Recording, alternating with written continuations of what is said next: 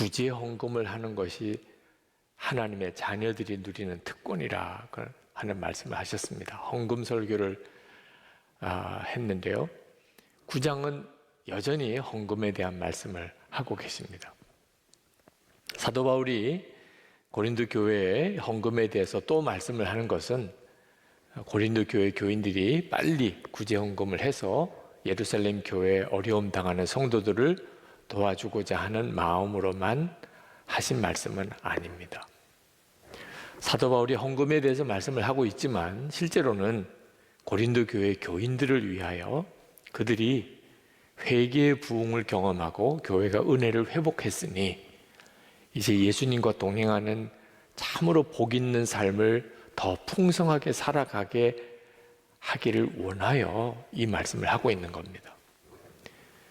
그것은 돈이 하나님인 이 세상 가운데 헌금이 가지고 있는 의미입니다. 헌금은 하나님의 자녀들이 하나님의 복을 누리는 참 놀라운 하나님의 은혜의 방편입니다. 사도 바울이 고린도 교회 교인들에게 예루살렘에 보낼 헌금을 미리 준비하라고 권합니다. 그것은 사도 바울이 그동안에 마게도냐 지역에 있는 다른 교회에 고린도 교회 교인들은 예루살렘 교회를 위해서 헌금을 준비하고 있다고 자랑을 하고 다녔습니다. 그런데 막상 그 헌금을 이제 받으러 고린도 교회에 갔는데 헌금이 준비되지 않았다면 그러면 사도 바울도 너무 민망하고 고린도 교회는 얼마나 창피한 일이 되겠는가 그런 뜻입니다. 그러니 헌금을 미리 준비해 놓고 있다가 언제라도 누구든지 오면 그 헌금을 예루살렘 교회로 보내도록 하라 그런 뜻인데요. 그렇다고 해서 사도 바울은 헌금을 체면 때문에 하거나 억지로 해서는 안 된다고, 헌금은 반드시 기쁜 마음으로 해야 되는 것이라고 그렇게 말씀하고 있습니다. 7절에 보면 아까워하면서 내거나 마지못해서 하는 일은 없어야 합니다. 하나님께서는 기쁜 마음으로 내는 사람을 사랑하십니다. 그러니까 어떤 헌금이든지 그 헌금은 하나님께 드리는 것이기 때문에 기쁨으로 드리지 않은 헌금은 하나님이 받으시지 않으십니다. 헌금의 매우 중요한 기준이 기쁨으로 드리는 겁니다. 2008년이 세계 금융 위기가 오고 우리나라도 경제적으로 굉장한 어려움을 겪었습니다. 그때 우리 교회도 재정에 큰 타격을 받았었습니다. 그때만 해도 아직까지 우리 교회가 이 예배당 건축비 상환을 온전히 감당할 여건이 못 됐기 때문에 성도들의 헌금으로 겨우 이자 정도를 부담하고 있었습니다. 그마저도 어려워지게 된 거죠. 2009년이 시작이 됐는데 건축비 상환을 위한 헌금이 제 마음속에 참 걱정이 되더라고요. 우리 교우들이 어느 정도 이 일을 감당해낼 수 있을까? 근데 그때 기도하면서 하나님이 제게 주신 마음이 오늘 이 고린도후서 이 말씀이었습니다. 헌금은 기쁨으로 해야 하는 거라. 교회를 정말 사랑하고 헌금하는 것이 기쁜 사람의 헌금만 받으라는 겁니다. 여기 7절에 보면 각자 마음에 정한 대로 해야 하고 그랬습니다. 이 말은 누가 시켜서 해서 하는 거 아니고 설득해서 헌금하는 것도 아니고 누가 강요해서 헌금해서도 안 되고 계산해서 헌금해서도 안 되고 체면 때문에 하는 것도 아니고 마음에 정한 대로 하라. 다시 말하면 마음대로 하라 그런 뜻이죠. 정말 그렇게 해도 될까요? 그러면 헌금할 사람이 누가 있겠어요? 참 신비한 일입니다. 하나님의 자녀들은 마음에 헌금할 마음이 하나님이 주세요. 얼마 헌금하는 것까지 하나님이 다 가르쳐 주세요. 믿어지지 않죠? 빌립보서 2장 13절 말씀에 너희 안에서 행하시는 이는 하나님이시니 자기의 기쁘신 뜻을 위하여 너희에게 소원을 두고 행하게 하시나니. 하나님이 우리 안에 계셔서 하나님의 기뻐하시는 일을 위하여 우리 마음에 소원을 두고 행하게 하신다는 겁니다. 그래서 여러분이 무슨 헌금을 하든지 하나님 얼마를 할까요? 이렇게 꼭 물으셔야 돼요. 그러면 하나님께서 여러분의 마음에 얼마를 하라고 하는 소원을 주신다는 겁니다. 하나님의 기쁜 뜻을 이루기 위해서 하시는 일이니까 반드시 놀라운 역사가 있습니다. 여러분이 이제부터 헌금할 때마다 꼭 믿음의 실험을 한번 해보세요. 그리고 그것을 일기에다가 꼭 기록해 보세요. 내 마음에 이런 마음이 드는데 이게 하나님의 뜻일까? 그리고 한번 순종해 보는 훈련을 꼭 해보세요.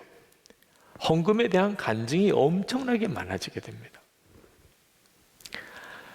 하나님께서 왜 이처럼 우리 마음에 헌금할 마음을 주시면서 헌금을 하게 하실까요? 아주 답은 간단합니다. 우리에게 복을 주시려고 하심이라는 거예요. 사도 바울은 이것을 농부가 씨를 심는 것에 비유를 했습니다. 6절에 보면 요점은 이러합니다. 적게 심는 사람은 적게 거두고 많이 심는 사람은 많이 거둡니다. 10절에 심는 사람에게 심을 씨와 먹을 양식을 공급하여 주시는 하나님께서 여러분에게도 씨를 마련하여 주시고 그것을 여러 갑절로 늘려주시고 여러분의 의의 열매를 증가시켜 주실 것입니다.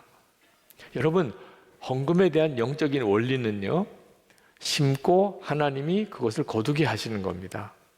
농부들이 곡식을 가지고 있지만 그 중에 일부는 종자 씨입니다. 그러니까 가지고 있는 곡식을 다 먹으면 안 되죠. 반드시 심을 씨는 따로 두었다가 봄에 뿌려야 가을에 또 거두잖아요. 우리가 가지고 있는 우리의 소유 중에 반드시 씨가 있어요. 다 여러분의 마음대로 쓰면 안 됩니다. 그러면 반드시 궁핍함이 와요. 종자 씨를 먹어버린 농부처럼. 그 다음엔 거둘 게 없어지게 됩니다. 안타깝게도 많은 성도들이 이 점을 깊이 생각하지 않습니다. 가지고 있다고 다 자기 것이라고만 생각해요. 심어야 될 씨가 있는 겁니다. 여러분이 가난한 사람에게 나누어주고 하나님께 헌금하는 일은 씨를 심는 것과 같다는 거예요. 바보 같은 사람은 아우 그거 다 먹어도 모자란데 그 바보 같은 생각을 하는 겁니다. 씨를 심는 것은 농부에게 있어서는 절대로 아깝지가 않습니다. 왜? 그것 때문에 가을에 30배, 60배, 100배로 거두니까요. 하나님이 우리에게 우리가 가지고 있는 것 중에 어떤 것은 씨라고 말씀하시는 것은 우리를 더 풍성하게 주시려고 하심이지 그것마저 뺏어 가시려고 함이 아니지 않습니까? 심는 것이 곧 거두는 거예요.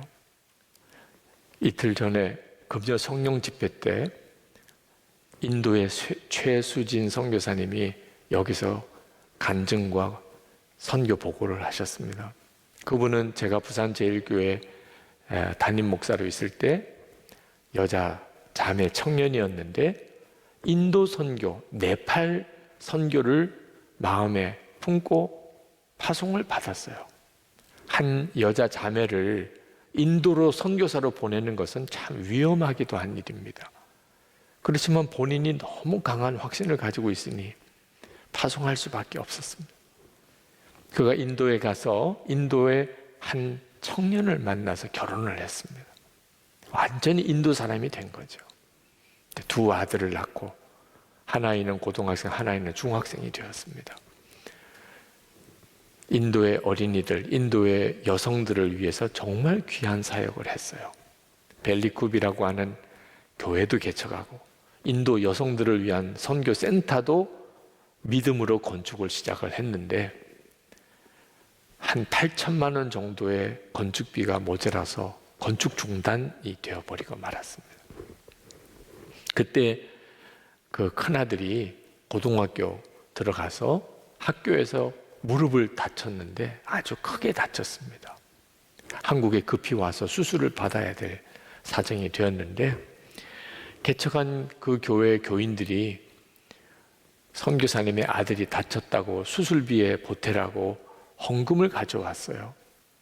우리 한국 돈으로 80만 원인데 그 교회에 13가정 교인이 있습니다. 그들은 한 달 월급이 5만 원인 차밭 노동자들이에요. 그러니 80만 원은 그 전 교인들의 한 달 동안의 생활비 이상을 다 모은 거예요. 선교사님이 그것을 받아들고 울었대요.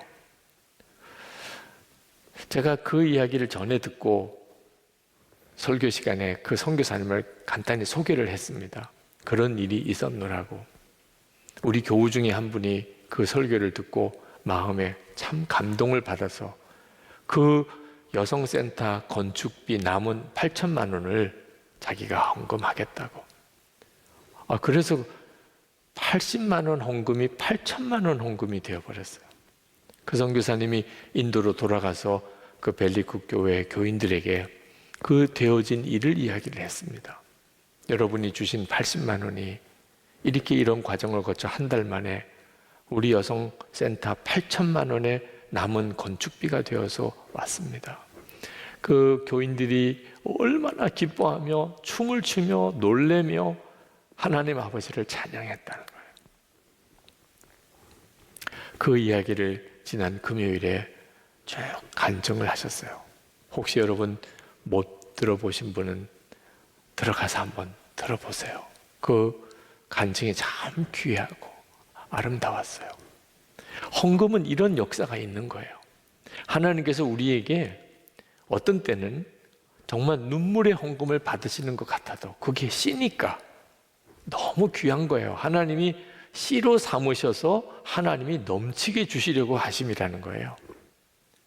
그래서 고린도 교회 교인들에게 사도 바울이 예루살렘 교회를 향한 구제 헌금을 정말 정성을 다해 미리 마음의 준비를 하고 미리미리 준비해서 그렇게 헌금을 드리라고 권하는 겁니다. 우리도 선교 헌금 작정을 오늘까지 하지만 하나님이 여러분에게 그 일을 씨를 삼으셔서 하나님이 넘치게 복을 주시려고 하심이라는 거예요. 우리가 주님의 뜻대로 이렇게 헌금하고 순종하면 하나님은 반드시 우리를 이렇게 넘치게 하나님이 주세요. 사람에게 심고 하나님이 주시는 거죠. 기독교 국가들 그 오랜 세월 동안 하나님의 말씀대로 살아본 나라들은 다 선진국이 됐잖아요. 우리의 자손들도 반드시 열매를 거둬요. 저는 목회하면서 많은 목사님들을 만났는데 참 신실하고 충성스럽고 말씀도 좋고 복음도 분명하신 목사님이신데 목회 현장은 참 어려운 분들을 봅니다. 그런데 저는 그분들에 비하면 말할 수 없이 부족한데 저는 목회하는 현장에 참 열매가 많아요. 어떤 때는 그 목사님들에게 너무 미안합니다. 저는 개인적으로 왜 이런 일이 생기나 하고 생각하면서 6.25 때 순교하셨던 할아버님, 피난 시절에 피난 내려오셔서 그 어려운 때에 목회하느라고 고생을 많이 하시다가 그렇게 은퇴하고 돌아가신 저희 부친, 그분들의 심은 씨앗의 열매를 제가 거두는구나, 그런 생각을 합니다. 이따금 하나님께서 저에게도 어떤 것을 헌신하라고 요구하실 때가 있으셨어요. 부끄러운 이야기이긴 합니다만 그때는 정말 많이 울었습니다. 이렇게까지 해야 되나? 그런데 사실은 그것은 하나님께서 나에게 엄청나게 복을 주시려고 복의 씨를 심게 하는 것이었는데 그때는 그걸 깨닫지 못했기 때문에 힘들다, 그렇게 눈물도 흘렸던 참 부끄러운 저 자신인 것을 봅니다. 이제는 희생과 헌신이 요구될 때 깨달아요. 하나님 앞에 갔을 때 받을 상급이 크구나. 그래서 이제 조금 철이 든 것 같습니다. 여러분들도 한번 생각해 보세요. 정말 하나님이 풍성하게 주실 씨를 심으시고 계신지, 자녀들이, 후손들이 두고두고 거둘 수 있는 그런 축복의 씨를 내가 심었는지, 내 때에 거두지 못해도 좋아요. 우리 아이들, 자손들이 거둘 수 있으면 정말 잘한 거죠. 그러나 우리가 이렇게 하나님 앞에 드리고 어려운 사람을 도와서 심은 이 축복의 씨가 이 세상에서만 다 거두는 거 아닙니다. 이 세상에서 잘 되고 자손들이 복을 받는 것은 진짜 하나님이 주시려는 열매의 그림자예요. 상징에 불과해요. 우리가 심고 거두는 것의 진짜는 하늘에 쌓여있는 보화예요. 부자 청년이 예수님에게 와서 영생을 얻는 것에 대해서 질문했을 때 예수님이 그 부자 청년에게 내 가진 모든 소유를 가난한 자에게 다 나눠주고 나를 따르라, 그렇게 말씀하시면서 약속하셨어요. 마태복음 19장 21절에 그리하면 하늘에서 보화가 내게 있으리라. 이 땅에서 심고 하늘에서 보화가 있다는 거예요. 이게 진짜인 거예요. 하나님의 나라에 눈이 뜨인 사람은 반드시 이 세상에서 더 움켜쥐려고 하지 않아요. 바보가 아닌 다음에는 그렇게 할 사람이 아무도 없어요. 하나님의 나라에서 거둘 보화가 이 땅에 있는 것과 비교가 안 되니까. 근데 하나님의 나라에 눈이 뜨이지 않은 사람은 구제가 쉽지 않아요. 현실적으로 내 것을 주어야 되는 거니까요. 그러니까 항상 그 점에 대해서 계산하느라고 진짜 복을 누리지를 못하는 거죠. 여러분에게는 하늘의 보화가 어느 정도 쌓인 것 같습니까? 생각하고 사셔야 돼요. 나에게는 하늘의 보화가 어느 정도 쌓였을까? 구제에 대해서 인색했던 순간 누구에게나 있을 겁니다. 헌금하는 게 아깝다고 느껴지는 순간이 없었던 사람이 누가 있겠어요? 은혜가 깨달아지지 않으면 누구나 그럴 수밖에 없습니다. 근데 은혜의 눈이 뜨이면 완전히 마음이 달라져요. 8절에 보면 하나님께서는 여러분에게 온갖 은혜가 넘치게 하실 수 있습니다. 그러하므로 여러분은 모든 일에 언제나 쓸 것을 넉넉하게 가지게 되어서 온갖 선한 일을 얼마든지 할 수 있습니다. 하나님은 우리에게 모든 은혜가 넘치게 하실 수 있대요. 우리가 어떤 일이든지 마음껏 쓸 수 있는 넉넉한 재물을 주실 수 있대요. 네, 항상 마지막 하나님이 그렇게 하시는 목적을 알아야 돼요. 온갖 선한 일을 마음껏 하기 위해서 그래요. 안타깝게도 많은 성도들에게 이 마지막 소원이 없어요. 온갖 선한 일을 마음껏 하려고 하는 마음만 있으면 하나님은 모든 은혜를 마음껏 부어주신다는 거예요. 그런데 우리가 하나님의 기뻐하는 뜻대로 보내고 흘려보내고 돕고 헌금하는 마음에 인색함이 있으면 하나님의 주시는 하늘의 축복의 문도 닫혀버리게 돼요. 사도 바울이 헌금을 가지고 하나님께 영광 돌리는 일이라 그렇게 표현을 했습니다. 13절에 여러분의 이 봉사의 결과로 그들은 하나님께 영광을 돌릴 것입니다. 우리가 하나님께 영광을 돌리는 방법이 여러 방법이 있는데 찬양을 할 때, 그렇죠? 또 간증을 하면서 하나님께 영광 돌립니다. 뭐 그럴 수 있죠. 그런데 사도 바울은 구제 헌금을 통해서 하나님께 영광을 돌린다는 거예요. 그게 어떻게 그렇게 되죠? 우리가 어려운 사람을 도왔어요. 그러면 그 어려운 사람은 어떻게 해요? 하나님 감사합니다. 그죠? 참 힘들고 어려웠는데 교회와 성도를 통하여 도움이 왔어요. 아, 이게 교회에서 주시는 거예요? 아유, 하나님 감사합니다. 하나님이 영광을 받으시죠. 그러니까 우리가 구제헌금을 하고 우리가 헌금을 하고 이렇게 어려운 사람을 도우면 하나님께서 영광을 받으신대요.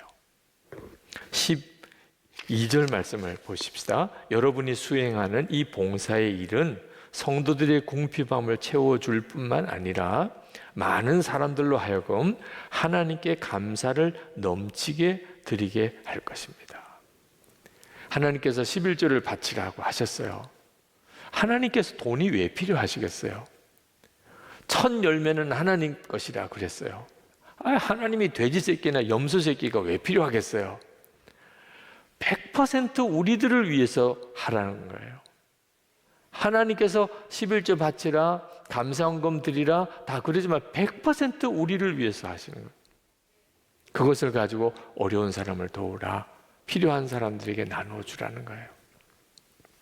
그러면 그 드린 사람, 그 일을 위해 쓰임받은 교회가 복을 받는데, 도움을 받은 사람은 갚을 방법이 없어요. 그러니 어떻게 해요? 하나님, 그 교회, 그 성도에게 갚아주세요. 하나님이 갚아주세요. 그 교회와 그 성도가 나에게 이렇게 했습니다. 하나님, 그 교회에 복을 주세요. 부흥을 주세요. 그 성도에게 복을 주세요. 그렇게 기도하잖아요. 14절에 봅시다. 그들은 또한 여러분에게 주신 하나님의 넘치는 은혜 때문에 여러분을 그리워하면서 여러분을 두고 기도할 것입니다. 여러분, 우리가 하나님 앞에 복을 받을 때 반드시 축복 기도가 필요합니다. 하나님이 그런 방법을 정해 두셨어요. 여러분이 랜선 축복 기도 새해 하시죠. 교구 목사님께서 여러분들이 기도 제목을 가지고 가정마다 축복 기도를 먼저 합니다. 하나님이 복을 먼저 빌게 하세요. 그리고 그 기도에 하나님이 응답하시는 방법으로 하나님이 역사하십니다. 그래서 목회자를 세우고 성도들을 목양하게 하는 거예요. 그런데 여러분, 이 축복 기도가 목사님만 하는 게 아닙니다. 아주 가난한 사람이 축복 기도를 해요. 여기에 나오는 것처럼. 자기는 갚을 길이 없어요. 그런데 도움을 받았어요. 하나님, 저들에게 복을 주세요. 여러분, 목사의 축복 기도보다 더 하나님이 기뻐 쓰시는 축복 기도가 가난한 사람의 축복 기도예요. 이 비밀을 알아야 돼요. 사람에게 심고 하나님이 거두게 하시는 거예요. 그래서 갚을 길이 없는 사람이 여러분 보배예요. 여러분 주변에 여러분이 좋은 음식 하나 대접하면 그 다음에는 그 사람이 또 여러분에게 대접하고, 이런 관계는 아무리 돈을 많이 써도 복이 없어요. 주고받는 관계니까. 그런데 갚을 길이 없는 이제 연로하신 약해지신 부모님에게 잘하는 거, 그 부모님이 어떻게 하겠어요? 하나님, 저 아이가 나에게 이렇게 잘합니다. 하나님, 저 아이에게 복을 주세요. 이제는 축복 기도밖에 할 게 없어요. 정말 선교사님, 갚을 길이 없지요. 하나님, 저 성도님이, 저 교회가 우리에게 이렇게 했습니다. 하나님, 저 교회에 복을 주시고 저 성도님에게 복을 주세요. 지나가는 노숙인 한 사람이라도 여러분이 그에게 잘해주면 그분이 할 일은 뭐예요? 하나님이 계시면 저 사람에게 복을 주세요. 그런 마음의 소원이라도 가지면 그게 다 우리에게 복이 된다는 거예요. 이것이 하나님께서 헌금을 드리게 하는, 구제하게 하는 일을 통하여 성도들에게 복을 주시려는 방법이라는 겁니다. 그래서 고린도 교회 교인들에게 너희들이 은혜의 회복을 얻었으면 이제는 힘써 그 은혜가 여러분에게 복이 되도록 흘려보내라는 겁니다. 그러면 목사님, 우리가 어려운 사람 그냥 도우면 되지 왜 꼭 교회에다가 헌금을 해야 되는 겁니까? 우리가 형편 따라서 어려운 사람을 직접 도울 수도 있어요. 그런데 거기에는 항상 이런 위험이 따릅니다. 도움을 받은 사람이 하나님께 감사하기보다 자기에게 직접 도와준 사람을 의지하게 되는 거예요. 저 사람이 나를 도와줬어. 그런데 교회를 통하여 도움이 가면 하나님이 하셨구나. 물론 누군가가 헌금을 했겠지만 하나님이 하셨구나. 그래서 하나님이 우리를 감추시고 하나님이 영광 받으시는 방법으로 교회를 통하여 구제하고 돕고 선교하게 하시는 거예요. 교회도 성도들의 헌금을 잘 써야 합니다. 성도들이 여러 제목으로 헌금한 것은 기본적으로 어려운 사람을, 어려운 교회를, 선교사님들과 사역자들을 도우라고 헌금이 된 거거든요. 아유, 왜 자꾸 퍼주기만 해요? 이런 말은 하나님의 복을 걷어차는 말입니다. 정말 조심할 일이에요. 퍼주기만 하는 게 아닙니다. 그건 다 씨예요. 그 다음에 거둘 것이 얼마나 엄청난지 몰라요. 우리도 모자라는데 그래서 사실 더 심어야 되는 거예요. 모자라는 이유가 뭐죠? 농부 같으면 무슨 일이 있어도 씨를 심고 거두려고 할 거예요.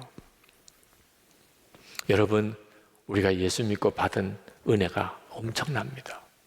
그런데 하나님의 고다음 계획이 있어요. 우리 속에서 생수의 강이 흘러나가는 겁니다. 우리 주변에 있는 모든 이들에게 우리를 통하여 생수의 강이 흘러가는 거예요. 이것이 바로 하나님이 우리를 축복하는 원리예요. 우리는 교회든지 개인이든지 다 하나님의 축복의 통로일 뿐입니다. 우리가 사람들에게, 어려운 사람에게 문이 열리면 열릴수록 하늘 문은 더욱 열려요. 사람들에게 문이 닫히면 하늘 문도 닫혀버려요. 사도 바울이 고린도 교인들에게 예루살렘 교회를 돕는 일을 위한 헌금을 말씀하면서 핵심은 헌금에 있지 않고 고린도 교회 교인들이 더 풍성한 삶을, 더 놀라운 은혜의 삶을 누리고 살도록 하려는 것에 있었어요. 오늘도 사랑하는 성도 여러분, 이제 우리 같이 기도할 때 하나님, 제가 복의 통로가 되기 원합니다. 하나님의 은혜의 통로로 쓰임 받기 원합니다. 제가 믿음이 있고 은혜의 눈이 열려서 부지런히 심는 자가 되고 이 땅에서도 누리고 하늘나라의 보화가 있게 해 주시옵소서.